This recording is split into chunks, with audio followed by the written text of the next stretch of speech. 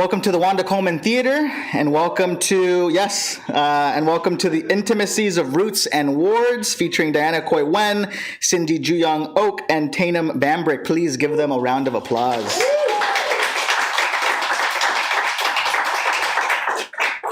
My name is Jimmy Vega. I'm the Associate Director of Beyond Baroque.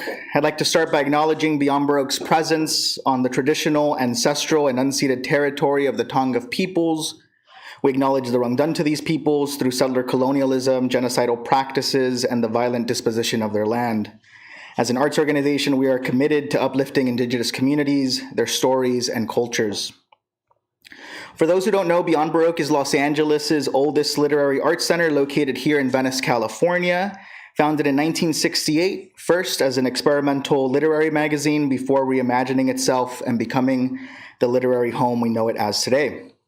We are based out of the original Venice City Hall and help support writers and help cultivate new writing through our extensive program of writing workshops, readings, and performances.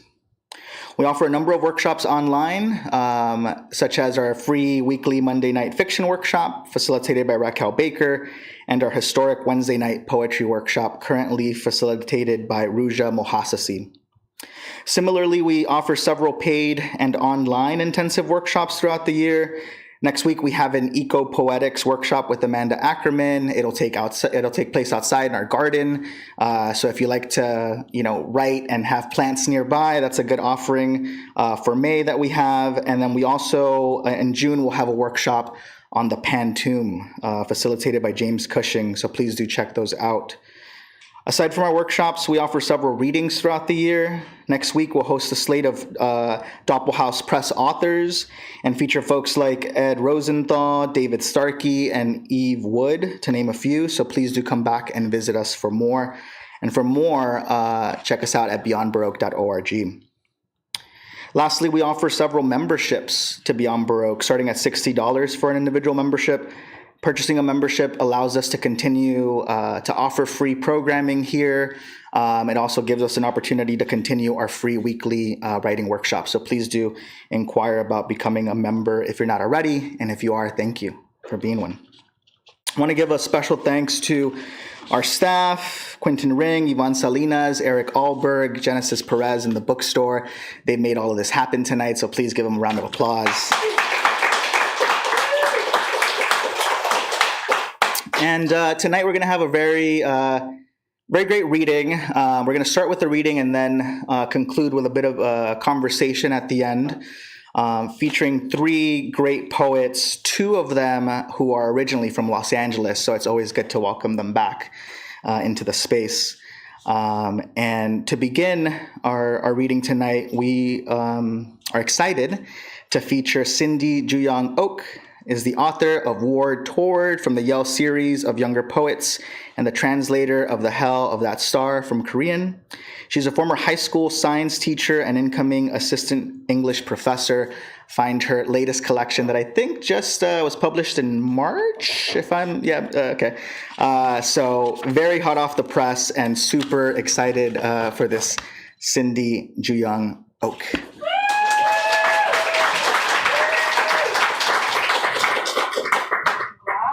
Thank you, Jimmy. Well, Diana and I have been joking that we are, because we're on tour together, it's a collaborative tour, and tonight we get to collaborate with Taneum. We've been joking, it's like, sometimes feels like a wedding, where we'll go somewhere and it's like, oh, my high school friend can meet your high school friend, and your, like all these different people. And tonight I just sort of have this urge to be like, should we all go around and say how we all know each other? Like, I'm so curious what's everyone up to and writing and thinking about. I wanted to start by saying thank you to Beyond Baroque, to Jimmy, but also to so many people who helped set up the event and, set up the mic and are selling books. And I know that the three of us are just so lucky to get to be in this space and to be a part of this community. So I feel really, really, really happy about that. And I also want to start with some poems from a friend's book whose book came out the same day as mine. So both sort of very new books.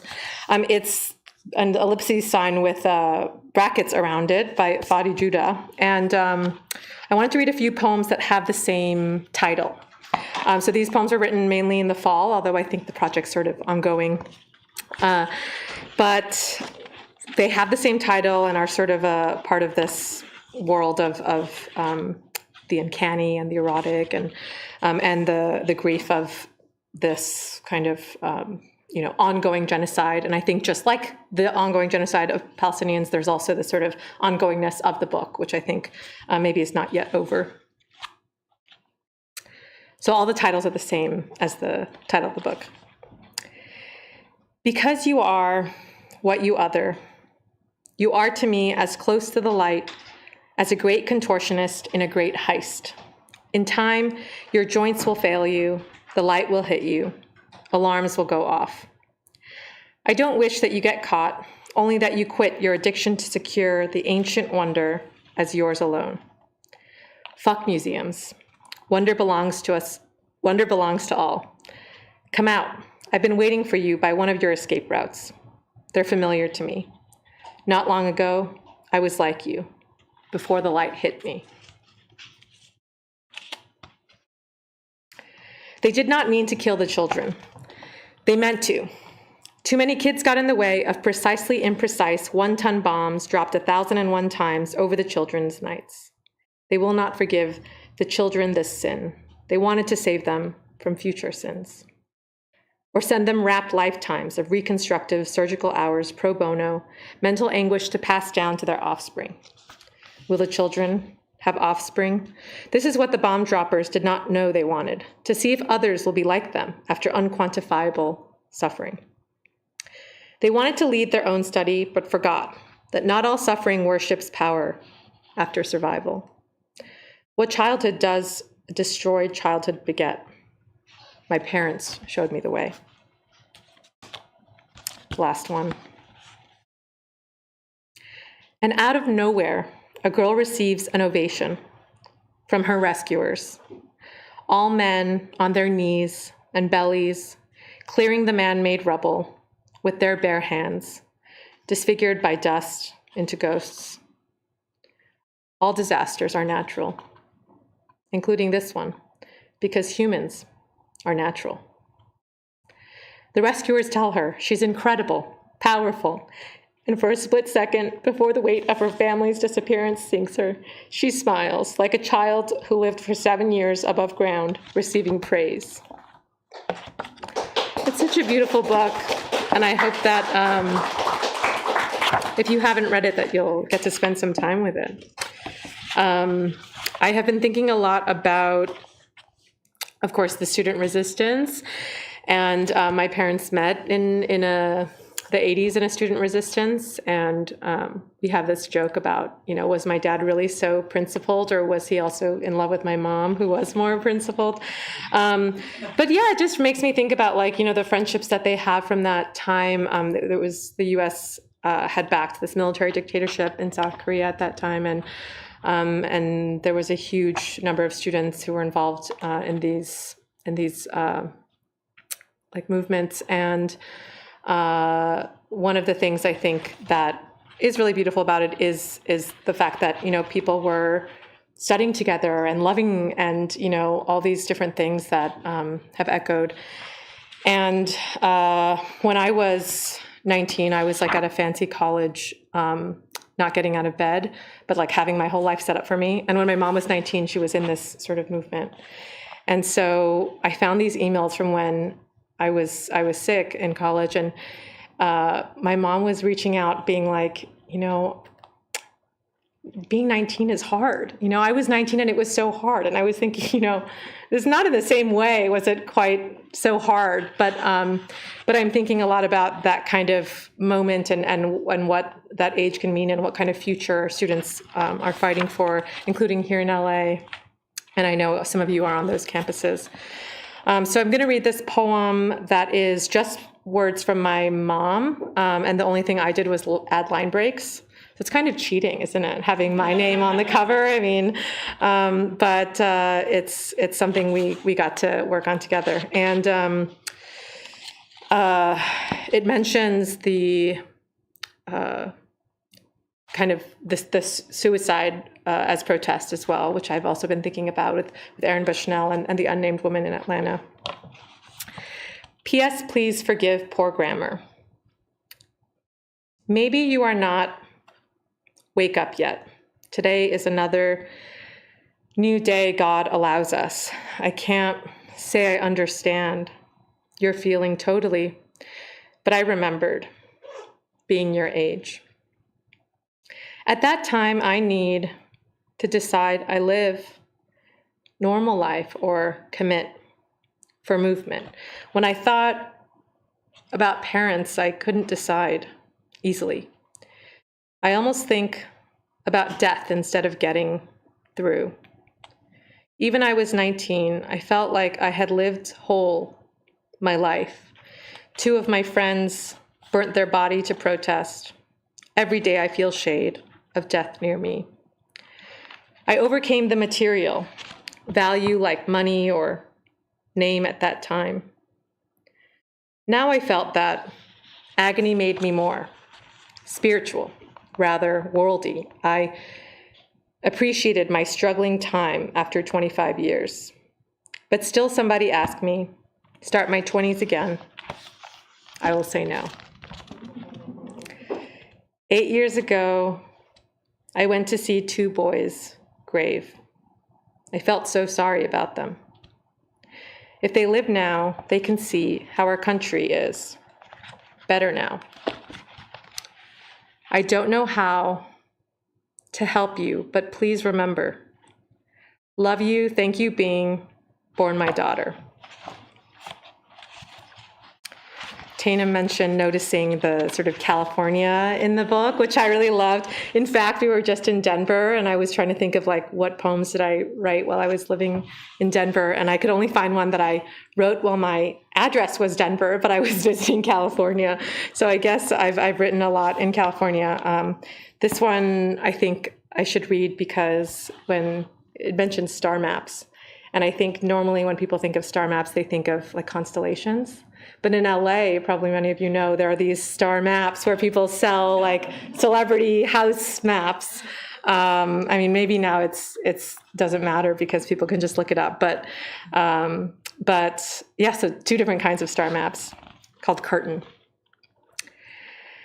When I say we wait on the dead, I mean star maps are sold on every corner because to mention color is to speak on language. Is abstraction still luxury in a world in which, suppose, you don't feel watched, in the way that moral preferences are aesthetic judgments or how simile has gone out of style? Is there an art that does not serve the interests of the notebooks in power? I have enough cousins, and if you've been to an annual party for a ghost, you know most architecture is about spilling. So only the rich leave bones on rice like each grain isn't fragile, and people pray to be close to the ground. Spelling, as in the study of lightning, ground and space-based measurements. The house can also betray by not existing, where there is no original loss, one or several are fashioned.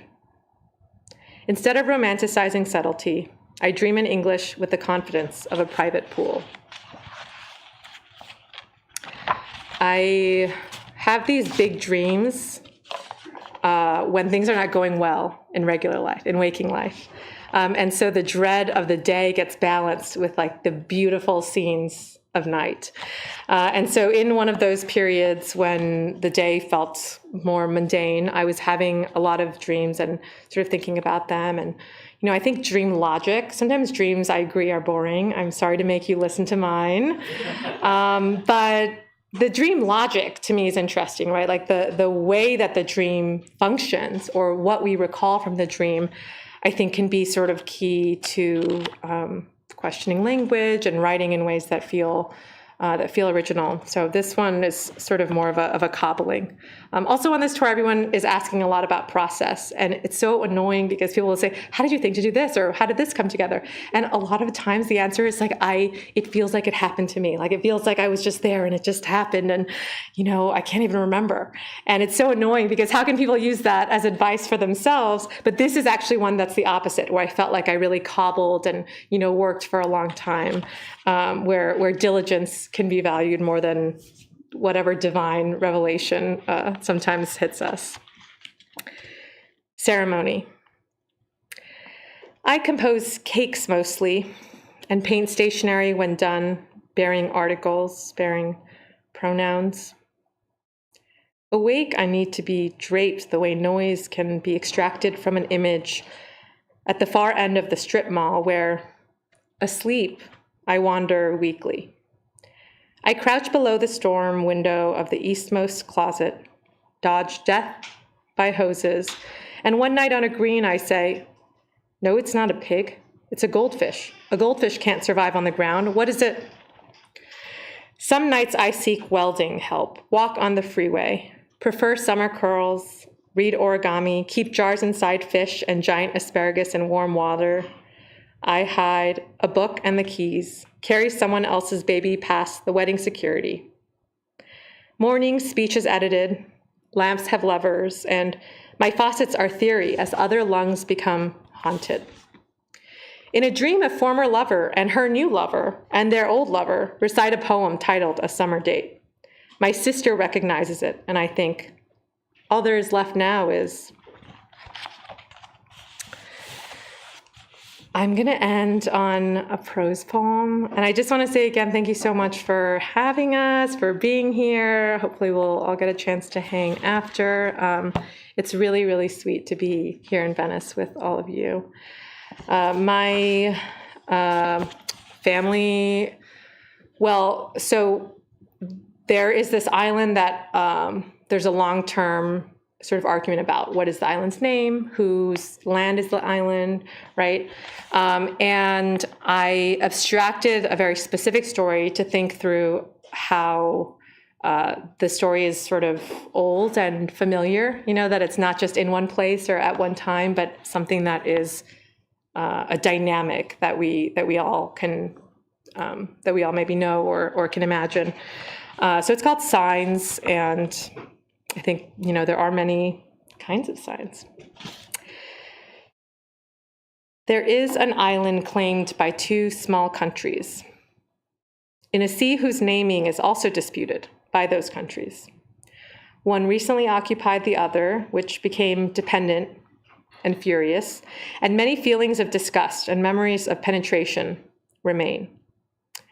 Though it is referred to as an island when it is in the news, which is often in these two countries, a deed found in newly released government documents, or an even older map referencing it by its cover name, the island is a group of two rocks with ground and many smaller rocks that do not fit humans.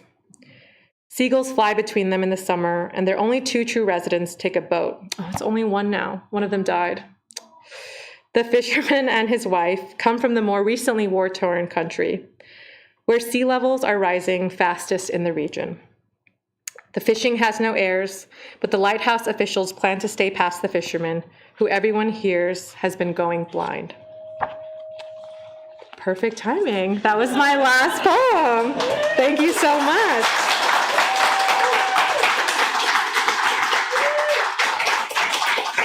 One more time for Cindy Juyoung Ok. LA welcoming 118, I think, is the number of the Yale Poet Series. So congratulations. Up next, someone else, another poet who is originally from Los Angeles, and it's always a pleasure to welcome them back. A poet and multimedia artist, Diana Khoi Nguyen, is the author of Ghost of, which was a finalist for the National Book Award, and Root Fractures. Her video work has recently been exhibited at the Miller Institute for Contemporary Art. Nguyen is a Kundiman Fellow and member of the Vietnamese artist collective She Who Has No Master, a recipient of a fellowship from the National Endowment for the Arts and winner of the 92Y Discovery Poetry Contest and 2019 Kate Tufts Discovery Award.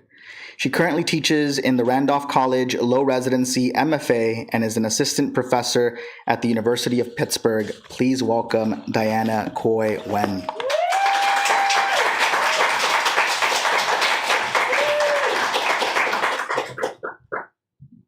Thanks, Jimmy. Hi. Saturday night. poetry night. Yeah, it was so delightful. I left my house thinking an hour and 30 minutes, and it took me 31. I know, LA. Thank you to Miguel taking pictures. It's hard for me to not hide my face. And then Eric for doing the sound stuff. And then hello to the streaming video for those listening in the future. Just trying to remember all the folks that we sometimes don't think about, trying to pick up where Cindy left off. I feel like we are a multi-celled organism. Like you'll start an email, I'll finish the email, etc. Highly recommend that kind of teamwork. Yeah, let's get to it. I can't wait to hear you read, Taneum, and the best part is chatting. I feel like it's like if this was a wedding, then that's the part where we're toasting, you know? Yeah, except it's not cheesy. Or I don't know. I haven't been to a wedding in a long time. Okay. I feel like the last time I was here, I was reading from sheets of paper, so it's nice to have a physical book and just really special to be in this space. Thinking about Wanda Coleman and that fierce give no fuck energy. Taking me a long time to figure out my own give no fuck energy. So this is not Wanda Coleman energy, but I will continue the rest of my life to asymptotically reach toward her. Okay. Cape disappointment. In rising, articulation of the spine leaves one open for a slitting. Daisies thread tread marks in the road. I cannot trace my body, so press it against the grass. From afar, I recognize the shivering seal pup on the trail. Dreading blood on the beak, pecking at a beached carcass, I stumble. I'd been flying back and forth, like in April, just to teach, and then now I'm like based out of here for one more month. But when I was flying back and forth, there's probably a metaphor in here, so I think I'm going to write an essay about birds. But I witnessed 2 birds right before they died. We can talk about it later because I feel like it'll eat up time here, but I think there's something.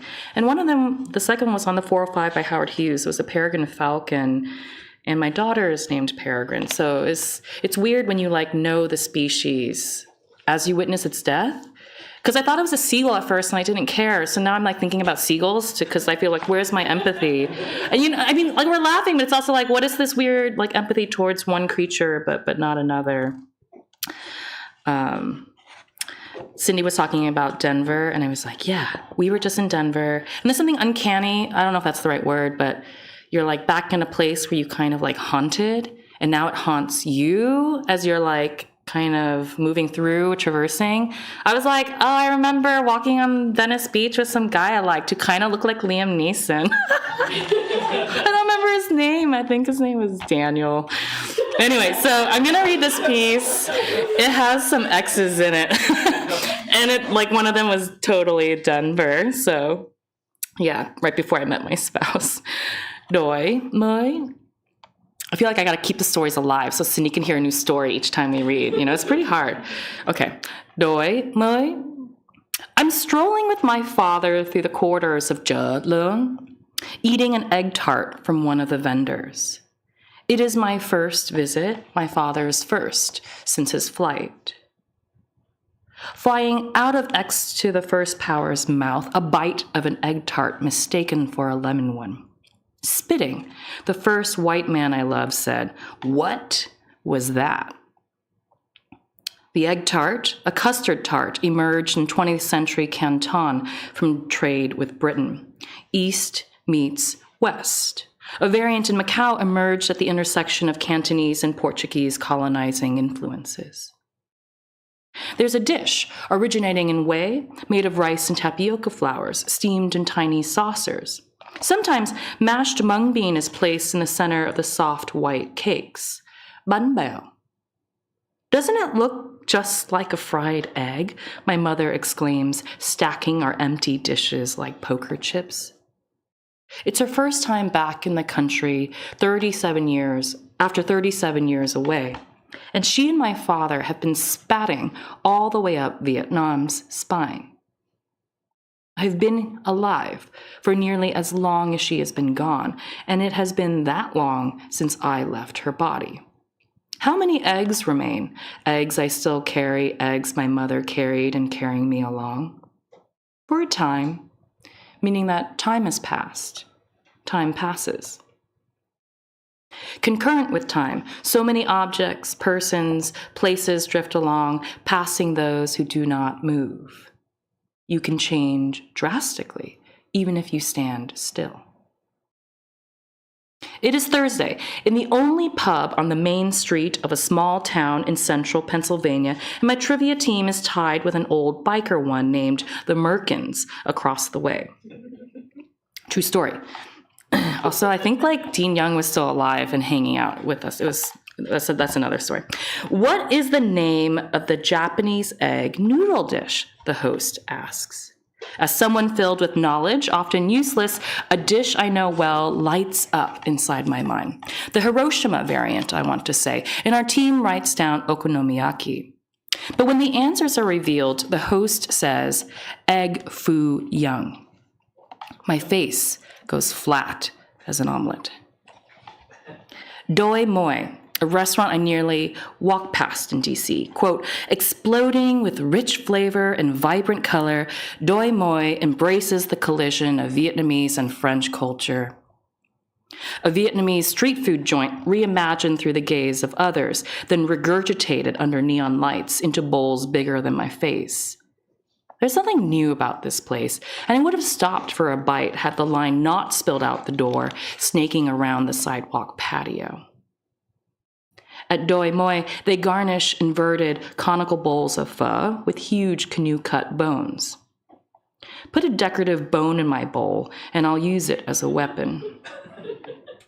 Every year, I think you get angrier, the spouse says to me. Where do you want to go? A middle-aged law professor I met in France asked me as we ate pork belly buns outside of Cholan Modern Asian in downtown Denver. Cholan because of Chef Lan's, quote, extensive culinary travels across Asia, a menu boasting of interpretations of traditional dishes found across the Far East. We can go anywhere. I'll take you anywhere. Money is no object. How did I end up here? It was 1 week before I met my spouse, after moving to Denver for my PhD. You'll be a doctor, my mother sang giddy at the prospect. If you travel far enough east, you end up in the west, then back east again. Directions, like all things relational, depend on where you are, or who's telling you what. Territorial disputes continue in the South China Sea, or the Eastern Sea, as Vietnam calls it. The Vietnam War, Khăn Giang Chống Mỹ, a war in a sequence of wars, in a place known as Indochina. I hadn't read that in a long time, so I was like, oh man, what are those dudes doing? Who cares? That guy was a Yale law professor, guys. I thought it'd be fun. It was not. Doi Moi. Minute turns in habit accrete to new rhythms, accumulating to what seems the uncollected hum of routine. No one in the family knows when it began. Perhaps the tendency had always been there, as if my intermittent years away interrupted the slow proof of family acculturating to their bent course. Beside his wife, my father climbs into a small cot permanently installed in the dining room. Through kelp green curtains, moonlight filters across their bodies, the parts known beneath the bedding, the toe exposed, just as sunlight did decades ago in a jungle in another country. Where a curtain moves, a mango leaf fluttered. Upstairs, neatly folded piles of shirts, pants, skirts, flattened purses rest upon the bed in their bedroom, their daughter asleep in her room down the hall, the other rooms uninhabited. In the morning, each wakes in the same position they lay down in. Had he not left Vietnam, he would not have found himself in a one-bedroom apartment in California, Pasadena, sleeping beside 9 siblings. That first week, they ate the flesh of an animal they had never eaten before each of them learned the word lamb. As they slept, their bodies grew into the future like raw rice in the well of a bowl, absorbing any moisture around it. Atop my parents' unused bed, all our dust gathers. At the time when I wrote that, I thought it was so weird because I felt like I was kind of a secret ethnographer of like my parents as they age, especially post-death of a child. So like they stopped sleeping in their primary bedroom. It just became a gigantic walk-in closet. It kind of felt like the Miss Havisham moment, right, in Great Expectations. Like their son died, and so like life as it had been in that house could not resume as normal. And they just started sleeping in cots in the dining room. But also like it's cooler. It's less hot upstairs. It's like less hot downstairs. And actually in the winter, I felt like they migrate. Like they're snowbirds, but but they're not snowbirds, right? Like in the winter, they would sleep upstairs in my brother's room, like in his bed and in a bed next to his bed, which is like really moving because, he's dead. And I didn't like really fully get it until like I moved into an old house when I first moved to Pittsburgh. It's so hot in the summer, so we sleep in the basement, and then we move the bed to the like bedroom in the winter. So I'm doing it too. I cannot judge them. It's like, okay, climate change in the house. Okay, one more, and actually this is like the beginning of the sequence that kind of ends this. I'd never read this before, but I'm in LA, so I'm thinking about my grandmother who's like actually so happy, says my father, because I haven't been there to witness, but she's the only grandparent I have left living, and she's in a Vietnamese nursing home in Santa Ana, and my dad like brings food for her twice a week. And he also is like bringing food for me and my sister, so I haven't been cooking. I know. Like I was like, he needs to stop. There's too many bowls of stuff in the fridge. But I kind of love not cooking. I'm just reading. Wow. But anyway, I'm thinking about my grandma. I need to go visit her. But the last time, maybe 2 years ago when I saw her, or no, this is more than 2 years ago. Basically, I didn't have a kid, and I wasn't going to have a kid because I was told I couldn't. The whole time she was like, you need to have a child. It's blah, blah, blah, blah, blah. And I was like, no, but thanks. You have a lot of great grandchildren. And then now I have a child. I feel like I need to tell her about it. But I've been kind of avoiding her. Because she's like in a grouchy phase end of her kind of life. She only wants noodles. Yeah. Oh. Doi mới. Why did you do this? Why did you do this? Said Banoi to my brother at the edge of his rented coffin. Was she wrong to center agency in such self-contained violence, when after all, hadn't we been taught to clean up after ourselves, sweeping clear our tracks as we go? Tasked with closing his accounts, I found each of them empty or squared away, months in advance, by one who no longer advances except as a memory passed back and forth, he moving past us. 3 times does her palm pass across the kitchen counter, my mother sweeping ash from his altar, huddled grains in a small bowl anchoring red incense sticks. Some sticks are bright, some have faded, and gathered in one place, they reveal how much time has elapsed. Even now, as in the past, we reuse a vessel, big or small. Raw rice, like cremains, should be stored in a dark, enclosed space, lest they absorb respiration. Mẹ ơi, said my father, as he hoisted his mother out of her wheelchair, from one torn country to another, where in the other room his younger brother struggles to breathe, wrestling the virus nestled in each of them. It doesn't matter where we go. Where there is time, there we will die. Thank you.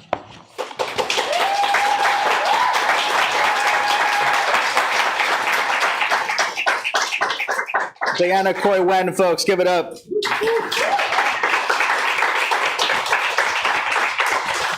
We've got Root Fractures in the bookstore, and it just launched this year, so please pick it up. Last but certainly not least, an LA poet, Taneum Bambrick, is the author of Intimacies, Received, and Vantage. Their work can be found in The New Yorker, The Nation, American Poetry Review, and their essay Sturgeon was selected for the 2017 Booth Nonfiction Prize. She lives in Los Angeles and is a Dorrance 5 Fellow at the University of Southern California, where she studies poetry and nonfiction. She is currently working on a memoir, but we do have Intimacies Received in the bookstore. Please make some noise for Taneum Bambrick.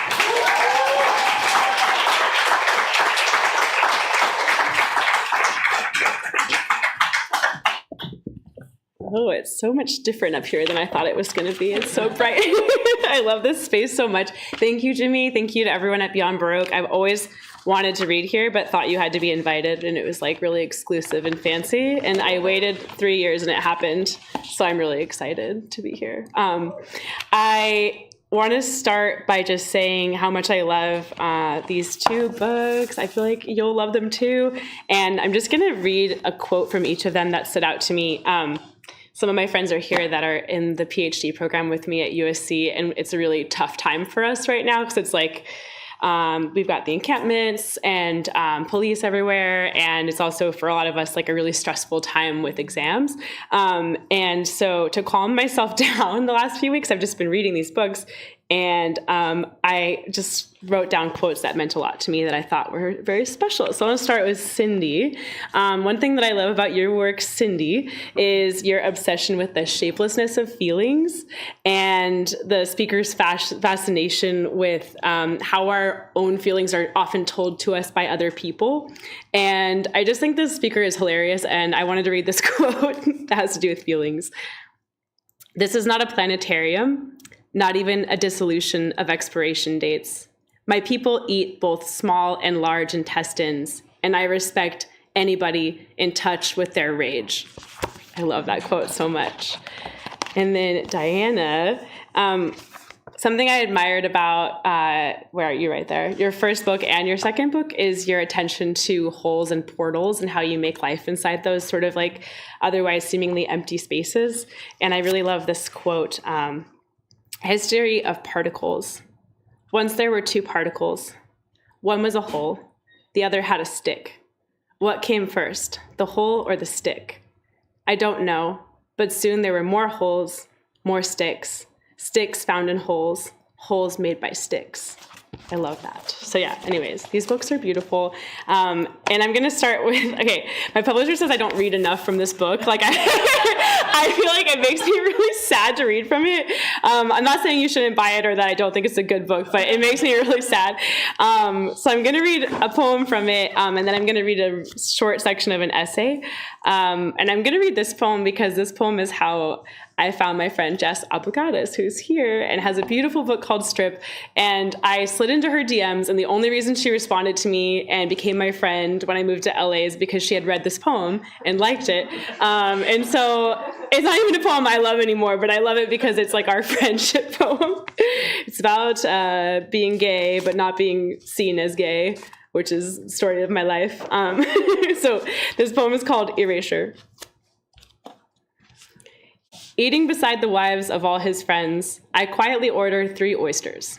Disgusting, the person beside me laughs when the half shells come over ice on a little glass plate. That smells like a dirty woman. Leaning together, they wonder how nauseating it must be for their husbands to go down on them. I am sitting across from a man who, in bed, turns to ask, "Are you ready?" Sometimes I am. Other times, he reminds me of all the women who came so quickly with him. There is no productivity in imagining the people of my lover's past, or to saying here that I am queer in a way that might puncture this conversation. Okay, no more poems ever again. So I want to read this part of this essay because it's a prompt that I was given in class with David, my friend who's here, is in that class. And it's the prompt that helped me shift from poetry into nonfiction. And the prompt is basically that when you start writing nonfiction, a lot of people, especially poets, have a tendency to only see themselves through other people's gaze. So it's like you write about yourself, but you write about like what someone else thought about you, not about what you thought or how you felt. And that distance is like a way of almost like trying to see yourself, but making yourself into this myth. And so this prompt is to write primarily in the mode of statements. So you're just making statements about yourself over and over again, to try to train yourself to actually really sit with yourself, which is the most painful thing to do sometimes.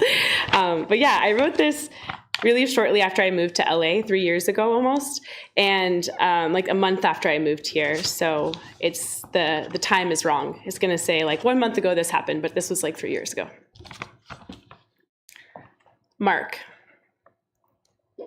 I have 1 plate, 3 new friends, a flowered shrub that hummingbirds rest in. When I don't wear makeup, my eyes remind me of old men, bluer the day after I cry and pushed farther in my head. At Sephora downtown LA, a psychic took off her mask. Your energy is the brightest in this store, but your mind is broken, she said. If I believe in memory, I cannot believe in lying or in love. I've never had a mattress I didn't ruin with blood. Sometimes I think of all the thrown out box springs, and I can't fathom how there is still earth to stand on. I have only been on 1 online date. When I went to collect our drinks, the bartender asked if I was happy. Listening to a man explain basic concepts is only interesting if you're measuring his distance from reality. My date defined Anthropocene, and the bartender was also attractive, smiling. I have been in love with 3 people. I was engaged last month. On the app, the options are men, women, or everyone. What I wanted was to be chosen by a straight couple to live out a fantasy or to feel like a witness, outside, but still close to what I had with him. In an undergraduate gender studies class, I participated in a performance piece titled Alternatives to Marriage. 10 students sat in a circle, stating what they admired about the pretend couple, promising to support them both through their decisions with and commitments to each other, however those may change. We described the relationship like a body outside their bodies, floating above us. I have been in communities that held me accountable for the learning I've skirted because of fear. My first adult relationship was queer and polyamorous. My partner's primary partner often used copper wires to weave little bones in her hair. I learned to fuck in their apartment above a garage, thin walls tacked with a photo of her in a clawfoot tub, a plaster cast of her breasts.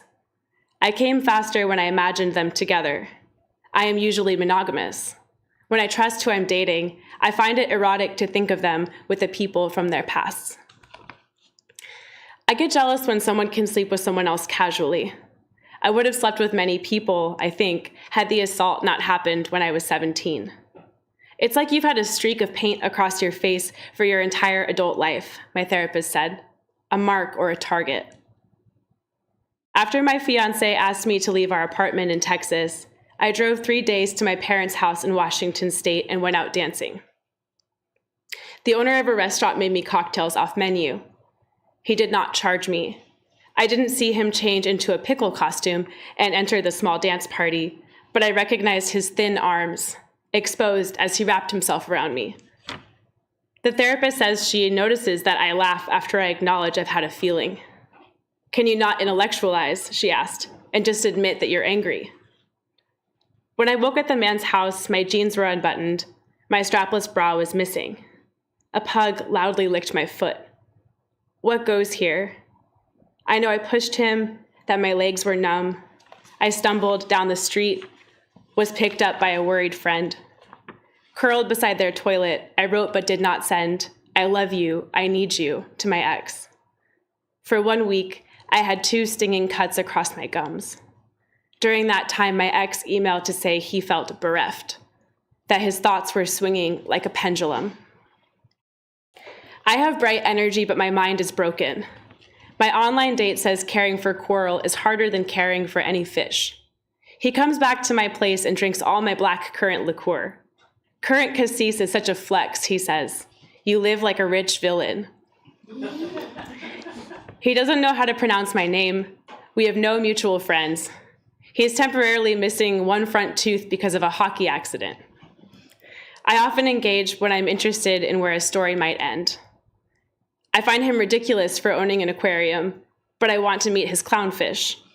I like that he makes money manipulating color for film and TV. And it's funny, avoiding the gap where a tooth should be while we kiss. Once I sleep with someone, I can recognize the sound of them walking. Okay, I'm gonna stop there. There's more, but I'll stop there and we can have our conversation. Thank you so much.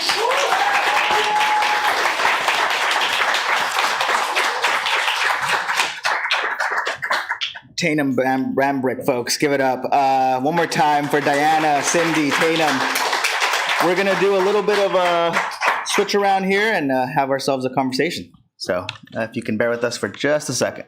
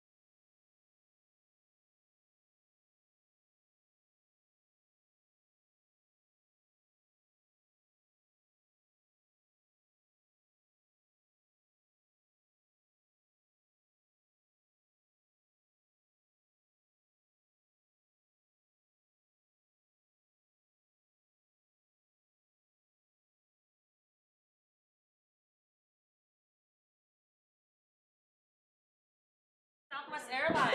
Southwest Airlines. Yeah, we're Southwest. Yeah, nobody's pitching some myth.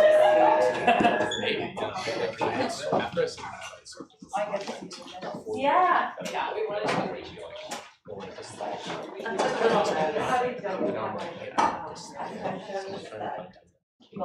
This should be like a special live stream.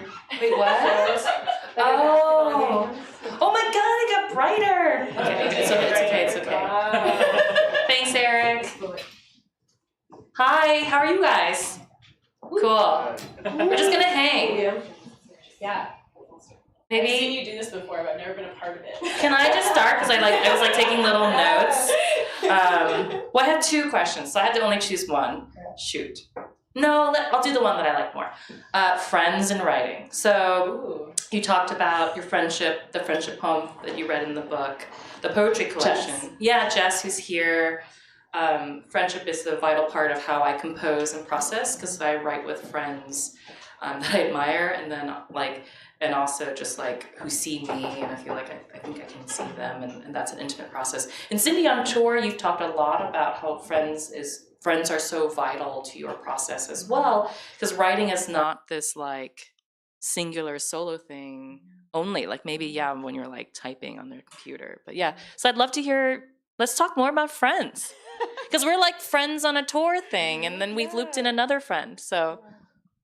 You want me to start? I don't know. Anybody? Well, I can say that, yeah, friendship is the core for me of life as well as of writing. And one of the interesting things to me is that I do have a lot of writer friends that I meet in lots of different ways, like at residencies or here at this reading, or, however, we met at a conference.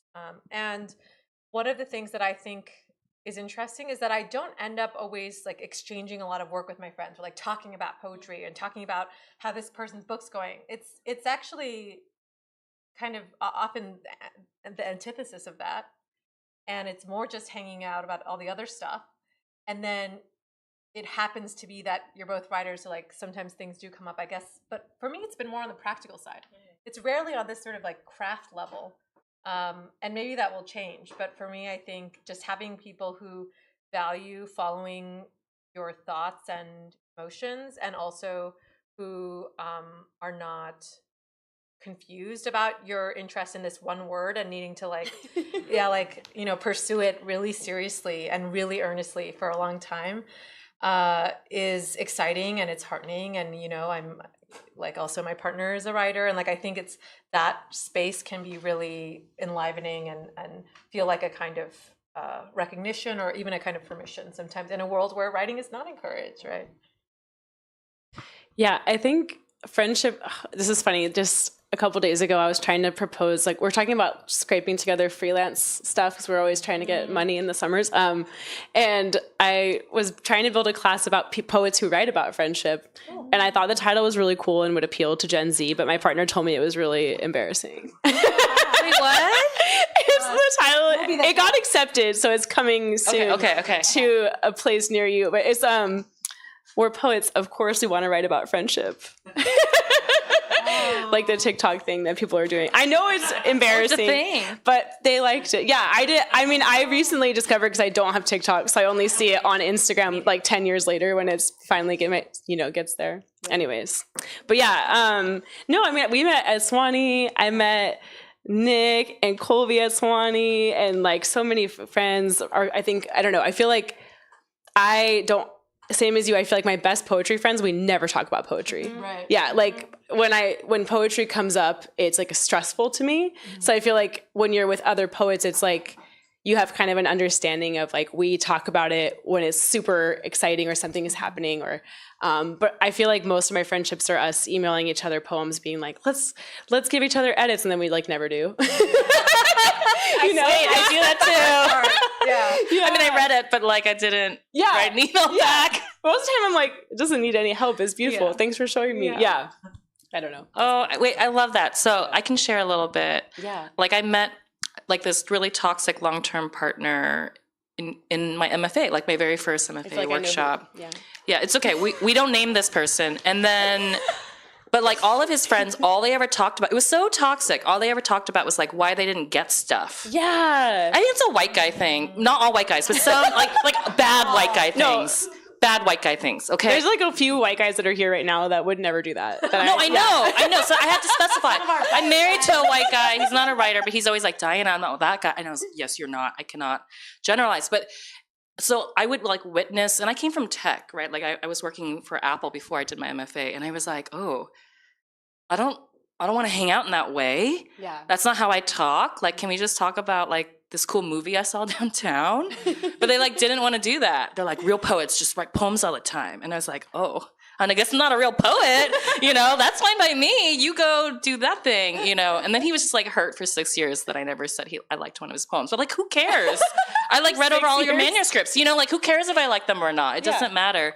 But just to say, it took me a long time to actually like meet friends who are also writers. And we don't actually talk about poems or like gigs. Yeah. And it's just more of like, isn't that Irish guy so hot? Or it'll be like, did you know that spiders do this thing? And like, those are our texts. Yeah. And then like we can share really like safely. You have a great spider poem, by the way. I'm sorry? You have a great spider poem. Oh, I'm obsessed with spiders. I have so many. Oh, can I share one fun fact? This is related. Yeah. This is related to white guys. I was reading about black widow spiders, and they used to be called like they were really deadly because back when there were outhouses, and these spiders would like live in like by the toilet seat, in the outhouse. And so when like, dudes would like sit down to do their business, the spider would be like, what the fuck? And then like bite their testicle. And then like, it's, getting that particular kind of venom and that particular sensitive spot of the body is really dangerous. But like actually in general, black widow spiders are not it's not like life threatening if you get, anyway, you could go down this like, I don't know how, must have been a podcast, but I was like, yeah, bite them in the testicle, like look before you go. Anyway, sorry. I don't know where we were going with this, but we were talking about friendship, and one thing I've admired in both of you is how we are always like enthusiastically sharing about writers that we know or encountered, whether they're close friends or not, just with other writers. And I think that to me is actually networking. It's not like, well, who can I go talk to at a party? Yeah. It's kind of like, oh my God, this other person is also writing about spiders. You should meet. I'm going to hook you up on text right now. Like that's actually networking, like literally building those friendships and connections. And like, it's just, that's nourishing, right? Like to kind of like, oh, I was thinking about you and I was thinking about this other person. And I think there's compatibility, you know, like, I don't know. So I was just thinking about that. Yeah, I relate to that feeling of when you're in like a conference setting or a reading and people are looking over you for like who's the person they need to network with. I'm like, what? We should be looking for the Black Widows or like other things. Yeah. I have a question for you too.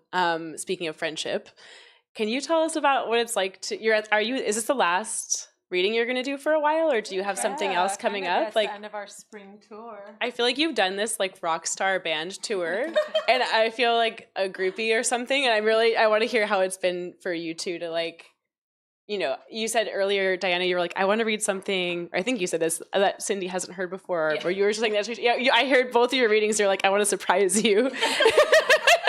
Like, I'm curious how it's been. It's been so lovely. I mean, it's very lucky. And like Diana said, we really recommend it because then you have this buddy. It halves the work. It doubles the fun. And it also makes it so that on the practical level, but also like on the artistic and intellectual level, it's just kind of this engaging foundation. Like you kind of have a person that you can always talk to about what's going on and plan with and think through things with. And I mean, I haven't really experienced anything like it. It's my first book. And so I feel very, very lucky. And I think that the way that timing and the logistics and everything worked out was, you know, it's gorgeous and lovely. And I think the best part is that our focus is always going places to commune with even more people. That it's like, we're always like, should we read for even less? You know, like, can we get even more of this other person we want to talk to? And that feels like such a nice way to be moving through the world with the book. And I just find it really fun and sweet. And it's like what you were saying too about like the friends. I find that it's not different for me with poetry friends versus like my visual artist friends or my translator friends or I became obsessed with these two architects and I was like only reading architecture books for a time. And so like they're all related, right? Like the way that the art is combined. So I wonder if it's like thinking about like how musicians collaborate is related to the way that we're working together. Oh yeah, for sure. I don't know. I was just thinking about, I really love that show, Pen 15. Do you guys know this show? But that's, I feel like those are two friends who made a show about middle school and their experiences in middle school. And then they're like, early 30-something women reenacting like these scenes. And it's kind of amazing. And you just feel like you're kind of like a voyeur glimpsing into their processing of this. Wait, how am I relating to us? There's a way in which I'm fairly allergic at like, I didn't want to do a tour actually at all. And also like, do you guys know, like there's not money to do a tour. Like small presses don't do it. My press, which is not a small press, also didn't, like they're like 3 cities. And I was like, wow, that seems like a lot, That's amazing. I know, cities? I know. But even then, like we actually planned those because they started to do it and then they didn't follow up because like that poor publicist probably has like a gazillion books that are like actually making money that she's like supporting. And so I mean, but even before that, Cindy, like I was just like I probably wasn't going to do anything. And then you expressed some nervousness because you weren't on social media about like, oh, should I do that like for this book? I know. And I was like, well, if we team up, then it's a third entity for people to look at and not us. And it's just like an account for the books. You know what I mean? Like, and we can do this in a way like we are like, so easy for me to celebrate you and your book. And then I don't have to talk about me. I'll just read and then I'll just like, so I felt like we did it that way and it was really synergistic. And I was like, I really love that aspect of it, that there's a teamwork aspect to it. It is fun. There's a way in which any kind of anxiety or logistical labor is shared. And so it feels less intense in a way, perhaps, but also tours are tiring. Like you were in the job market. I was working, like I miss my child like crazy. Every time I'd come home, I was like, she can whistle now? Like what? Like there's something new. And I was like, I'm the deadbeat dad, I was like, fuck, like, geez. Anyway, that's my own anxiety. It's okay. Now she like reads on her Elmo potty. I know. Like she brings her little like washable book. I know she can't read. She's just like looking at sea creatures. Oh. We're practicing, but like I say we, like I'm on FaceTime, and she's just like, and I was like, oh, I don't know, my heart. Okay, sorry. Yeah, that's how it's been. So sweet. I know.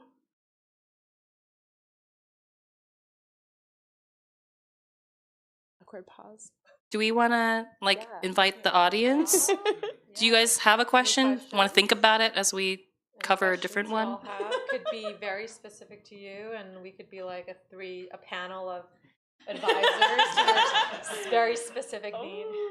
Megan has a question. Megan's a really great poetry friend of mine, by the way. Yay. Someone whose work I love so much.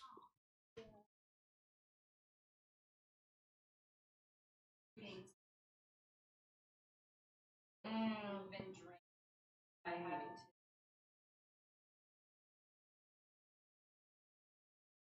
it. 1000%. I did not ever raise my hand in college, let alone before college, until my final quarter of like right before I graduated. So I'm like extreme. I don't talk, but it's changed over time because like my job is like, oh, I do talk, I facilitate. And then at readings, it's kind of easy in a sense that you already have a script, right? Like you have poems that are on the page and you just read from that. The story part is pretty easy because I just try to like pretend that I'm at a friend's house and I'm just sharing some stories with strangers and I can go away. But how do I deal with it is the big question, because for those, if you're extroverts, maybe you don't know. For introverts, an introvert can present or like code switch, or I don't know what the word is, like as an extrovert, but then they need a lot of time to like build up their stores, right, of energy. So I have very specific rituals for sometimes even a day or a couple days before and then afterwards. Like I actually don't hang out afterwards. I can't handle it. I used to be able to, and now I just like, I can't do it. I'd rather just like make a date later to hang out with folks. And I don't feel bad about it. It's like you take care of yourself and you maintain those connections with people in the ways that feel meaningful for you when you can do it. Because I feel like I used to push myself to do stuff and then it just didn't feel good, I think, for anybody. I don't know. Yeah, Cindy. I would find it so surprising for anyone to have no pleasure or no difficulty with both being with people that you love and want to engage with, and also with being alone. And so I definitely find that it can, when the balance is one way or another, it can be difficult. I find the travel a lot, being around people in the travel, and then once I'm actually there, it's like I forget it. I'm like, oh, like what happened? And then when I'm at the gate, I'm like, another delay. So I think like that's a part of it. And then I really was traveling a lot. This is probably this is like my worst carbon footprint kind of period. And there was a time where I was doing not only these tours, visits, which are often like just a few hours, but also these campus visits where it's like 3 days and you're like sort of on all the time. Someone's picking you up. You still have to, and that I did find the balance of the two a little difficult. I remember there was one time where I had like 4 of those in a row, threading with tour dates. Thank God I was able to cancel a bunch after that. But I remember I came home, like I had dinner with my partner, and then I was like, I had just been like really on for like weeks and weeks. And I was like, if you need anything, can you like text me instead of like, I just don't want to speak words, So I think that, sometimes you have those moments. But I think that also I have learned a lot about what kinds of like when to not go out and like what is helpful about the energy that you have for yourself and things like that. But it's been so amazing to meet people that I've been wanting to meet, or that, who are able to ask questions directly that would be really hard to engage so freely with. The other day we met someone who grew up speaking Vietnamese and is learning Korean, and who was like, they were like, do you two know these things in common between your 2 first languages? And it was great. It was like this transportation engineer who was awesome. Literally in Seattle. Yeah. So a lot of surprises along the way, but definitely I think it's important for writers to care for their selves and have lots of alone time if they wish. I think it also helped that we chose, like, we made this up, right? So Yeah. we chose places where we knew somebody that we felt like really lots of positive feelings about. And so it wasn't necessarily like, sure, like the logistics of travel can be a chore, especially when you're traveling from a non-major metropolitan area. But like, it was like so excited to be like, oh, and now I'm going to see like so-and-so, you know? And then once we get there in that moment, it's so exciting, that reunion. And then you like recoup, and then you're like, maybe you go to the next thing. And there was also, in addition to the logistical burden sharing, there was also the financial, I should mention, where like if Diana did have a hotel room from the press, she would always share that. Or like in general, we would split hotel rooms and motel rooms and meals and everything like that. So like that also creates a way in which, because I think that's one of the bigger costs when you're going on that type of tour is like, is where you stay. And so if we weren't staying with friends, we would split things like that. And yeah, that's sweet. Thanks for asking. If you go on a chapbook tour, when your chapbook comes out, I'll tell you. I feel like the biggest thing that I learned too is like after my first book came out, I would do any Q&A they asked, like any question I would answer. And I learned that like eventually I was like, I don't have to answer questions like, why did you stay in that toxic place? Or like, like you don't have to, like I started, like, so my second book, people would ask things and I might just be like, I don't have a good answer for that right now, but thank you. Like I would just learn how to like have boundaries without it seeming like really mean, because it's scary to ask a question. So that's something else I would add. And also if you get a stipend, sharing it with someone like Derek came with me to Portland once and we like used normally I would try to like save the money, but I was like, this time we're just going to go to like every fancy restaurant we want. Yes. $1,000 on the town for 3 days. It was really nice. That was amazing. But anyways, yeah. So like sometimes just letting yourself enjoy the place. Yeah. Sorry. Wait. Someone had their hand up. Can I tell you a thing I learned recently? Yeah. But I'm gonna do this, especially if I travel to a place where like I don't know who the fuck is in the audience. Yeah. I don't know what's gonna ask. My fiction friend Angie Cruz says, you just have people write questions on a postcard, and then you collect the postcards, and then you can choose. We gotta do that. Yeah. I mean, this is okay, but like because we know people here. But I mean, if you're like, I don't know, I'm gonna go somewhere random where there's a lot of white people, and I don't want to get weird questions about Vietnam. Yeah. I mean, you can kind of filter stuff out that way. So that's really I was like, yeah, that's kind of. And then people have to be thoughtful. They have to write it down. They can't just. Maybe also then there's like no weird long paragraph comment with no question at the end too. Anyway, sorry. Yeah, I think there was a hand right there. Yeah, questions. Amazing poetry, by the way. I really enjoyed it. When you're not writing, when you're just kind of living, what's the experience like? Kind of living in literature. You know, you're just hanging out. You're not planning on writing anything, but you kind of have that lens. Or you have a distance from that writing lens. When will you know, maybe an example of what you say, okay, this is noteworthy, I want to write this down right now. And after you wrote it down, and how close was like the response of what you're trying to capture from maybe a reader who said, I read that and they captured that. And was there a time when you thought, oh shit, this actually translated what I was going for? I know it's kind of a few questions in one, but just a vibe of like, you know, that kind of parallels with what I'm asking.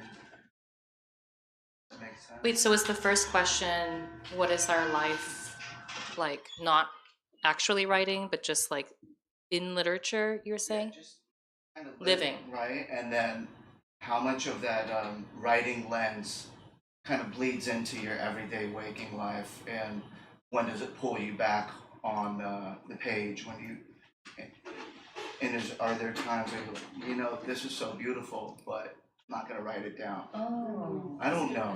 Yeah. I think sense? I kind of understand. Yeah. Well, I remember one time I was on shrooms with two friends who aren't writers, and I was like trying to find a leaf and a branch to write something on the leaf, and they were like, just enjoy that moment. Like, this is so amazing. Like, why are you trying to record it? And I was like, you don't understand me at all. Like, you don't get it at 20 years old. But I think that I do feel like I'm always taking notes, and sometimes they're just mental, and sometimes they're written. But they're not what I think people expect. Like, I feel like sometimes people imagine that it's like narratives or like specific memories, and like for me, and I think for a lot of people it is, but for me it'll be like shoulder, and should. Mm-hmm. Interesting. Not the same way. Wait, but I like see that wordplay in your book. For sure. Yeah. There's so much like word, Yeah. right? Like homophones, Yes. homonyms. Like similarly, so like I'm not actually ever trying to capture any moment.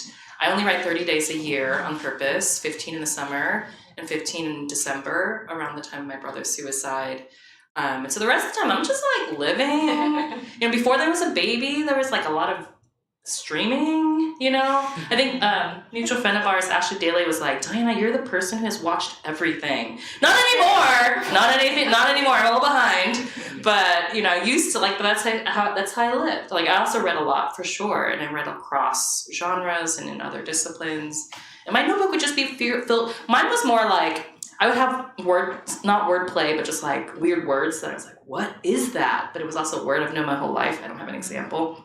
And then mostly it was just like Black Widow facts, right? Like, or just like weird random facts, like nudie Bronx, they do this, Also, it's not nudie branches, it's nudie Bronx, like CH, but not an ES for plural. Weird. Yeah, I know. Crazy. But like, that's like a weird kind of, I feel like you would love that. Yeah. So it'd be like that. And then part of that is like trusting that when I do sit down to write, I've got like a foraging basket pantry that I don't know where the fuck that thing came from, but let's just start with that thing. And this actually practice stems from reading interviews about May Bursenbrugge, who would go on hikes and gather things. Like, she would gather like a leaf, or if it was something that she didn't want to take from the landscape, she would just take pictures of it. Like, she had a Polaroid, and then she would go home, and for some reason she was only reading theory, so she would like print out, or Xerox, as she says, like lines of Heidegger or whatever, and then cut out sentences, and then like she would just start collaging, right? A Polaroid of this, or a little rock, and then this line, and then like a memory she has with her daughter. And like from that, she would have one line, and then she would like then produce another line. And then, there's a lot of like revision that kind of happens, but she never had writer's block in my mind, because like she was just always composing with things she had gathered throughout that week, right? Or things that was in her brain. And in that was kind of like a divination of like what her concerns or her obsessions were about. And I started to trust in that process, because like whatever is in your brain, you can't actually like get it out. Like, you can't like get rid of it, is what I mean. So it's just always going to be there, and it's going to emerge. I know this because for like so much of my schooling before my brother died, I was trying not to write about my like sad childhood. And then it would just always like, there would always be like a mean mom that like pop in, like, oh, there she is. And I'd be like, go away. So I don't know if that was like, yeah. For sure. So I'm never trying to like, I guess maybe nothing is like, I like to think about like what's in the periphery, but it's like, don't worry. You're shy, I'm shy, I won't look at you, but I'll like see you that you're there. And at some point, like maybe your thumbprint makes it closer into the poem. Does that kind of make sense? Awesome. Yeah, so I don't know, that's, yeah. Okay, I'll try to be fast. I think recently I've been trying to change my process where I don't like gather or collect things that are like, oh, that was hard or that was sad. I'm trying to like hold things that made me happy or felt like, oh, like how could I write about that? Because I never was trained. Like, I feel like in undergrad they're like, what's the worst thing that ever happened to you? Like, write it down. Yeah, but so one of the things that happened to me recently was like, we have these skunks that live right next to our house, and they always like come to our front door and stare in and like get really like puffed up and scary looking, and I'm like obsessed with them. They're so small and cute, and like they like scoot back when they see you, and they're like tail. It's like so cute.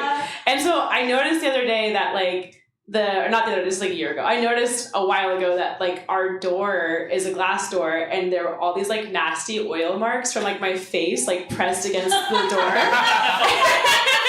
And I was like, this is gross, but then I was like gonna get rid of it, and then I was like, this is sweet. Like I was like loving something. Like I was like in the, and so I was like, how could my work feel like those like marks on the door or something? Yeah, that's my new attempt that I'm trying to do. Yeah. Those oils, get those Place that But it's like on everything you touch. You know, your fingers. Yeah. That's why you're like not supposed to touch baby birds. Yeah. You know, like Not supposed to touch them. I know. I've done it. Oh my god, the skunks. I feel like maybe we should wrap it up. Do we just eat crackers? We should cookies. We'll do one more. Unless there are no more, and then we can just. Throw us a softball. Send us a little present. Do you need any dating advice or like?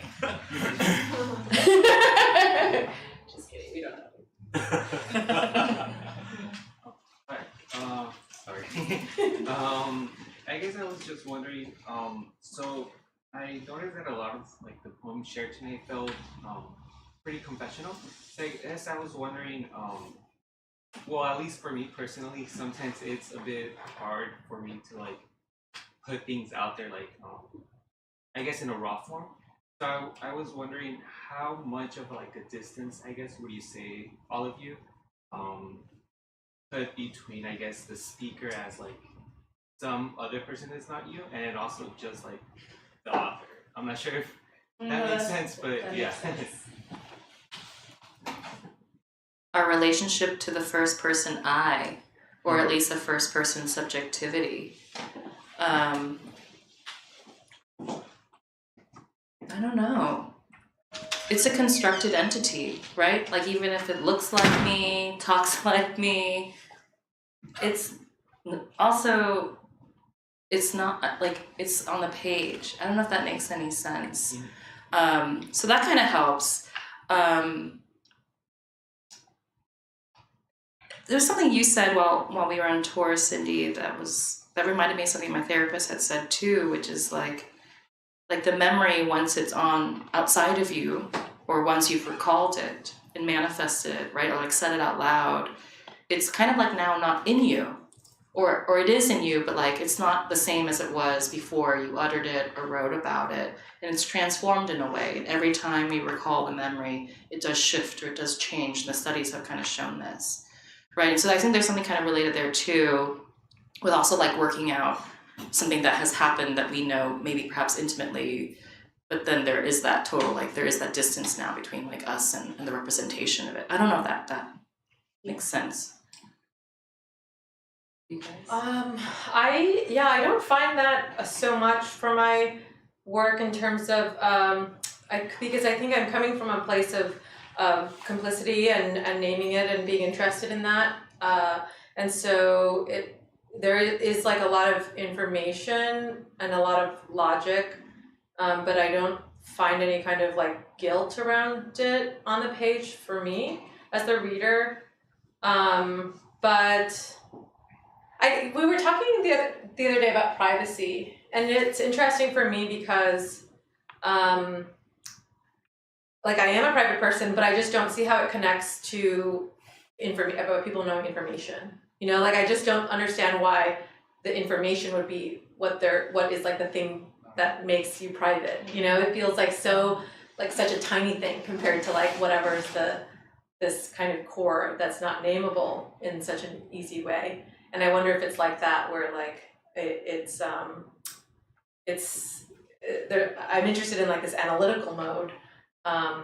And I think in that mode, like whatever is like revealed is sort of besides the fact. But yeah, I don't know. I think there's always a bit of a performance, and you're recalling the recalling, but also it's like this separate thing. Like it feels totally separate to me. It's like, you know, like when you like think there's like a spider or something on you, and you're like, oh my god. and then it's like your own hair or something. It's like your tote bag on your leg, and it's sort of like that for me, where I'm like, it's like this other thing, and then I'm like, oh yeah, but I wrote it, so it's I don't know where it came from. Yeah, I think I can't write poems right now. Like I haven't been able to really write poems for like 2 years. I mean, I just started writing again like the last few weeks. I don't know what happened, but like something happened. Maybe I got like angry about something and it like made me, but I feel like also because like maybe when I stopped writing poems, something hard had just happened to me, and I felt like it wasn't necessarily the way that you translate yourself into a speaker, but it was like the feeling of embodying the speaker. Like, okay, I read this, I'm gonna say this as quick as I can. I read this article that was like a review of one of Anne Carson's books, and the reviewer quoted Aristotle, which is like gross, but he said, prose and poetry are different things. So like he said that prose is like pedestrian thought, or like the thought of walking, and poetry is thought with wings. And I think about that all the time, because I feel like when I write a poem and like feel in the speaker, it feels like being like struck by lightning a bunch of times. Mm-hmm. But writing an essay feels like just like running laps, and it's like you have more chance to like squish yourself around and like figure things out. And in a poem, it's just so fast, it can be painful to try to like figure out how to translate yourself in that way. And so so I feel like that question hit home for me, because it's like something I've been struggling with for the last few years. Thank you. Thanks for the question. Thank you. Thank you all for being here.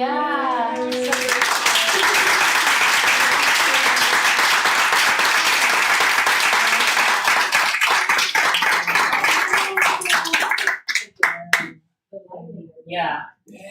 I really like One down.